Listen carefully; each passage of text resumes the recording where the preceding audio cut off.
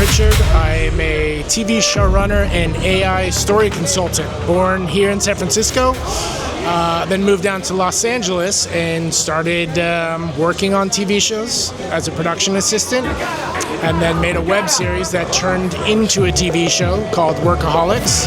Ran for 7 seasons and basically grew up on that set, learned how to write on that set, and then got all the big representation in Hollywood and started selling movies and TV shows down there. And had a very good run probably until 2018-19, right before COVID, when the streaming model really started to dominate film and TV, and it changed how we make money and the economics of Hollywood. And that's when I really started diversifying more and kind of looking at other mediums. And the thing that really was the kind of like tipping point for me to explore other avenues was 10% of ideas being made right now in Hollywood are original ideas. 10%. That's it. So if you want to tell original stories, I started looking at AI and emerging media as a better option. And then had a daughter down there in LA and didn't want to raise her there, so I moved back up here and started working in AI. Yeah, I honestly struggled when I got offered a consulting role in this space. I struggled with it. Talked to a lot of friends about it, but I think what made me change my mind is this technology is so incredible. It's inevitable that's going to completely restructure the landscape. And also, it has the power to become the next like dopamine cartel, like casinos of just addictive content, or it can democratize the story landscape and bring in a whole new golden age of storytelling where people who had never had access to filmmaking can now make their own stuff. So I, as a writer and storyteller, someone that can create meaning in projects, I figured it was better me working at these companies than someone who's going to turn it into content. They need talented writers because AI can't do really that great stuff. So what kind of stories would you like to create? Well, most of my experience is in comedy, and I'm still trying to figure out the workflow of how to capture live performance and then use Gen AI.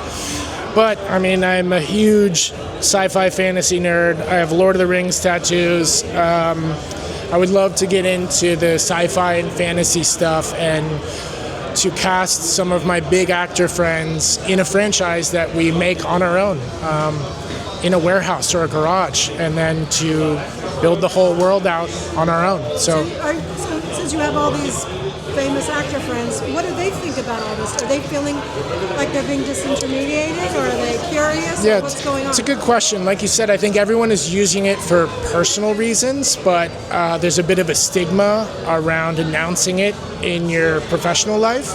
But everyone I talk to is very curious. I just don't think the dam has broken yet to show what's possible in this space. I think we're still waiting for our flagship franchise, movie, TV show that was AI augmented to really kind of tip the scales. So I think it's all happening. I have a lot of friends that are leaving film and TV because it's hard to make a living now.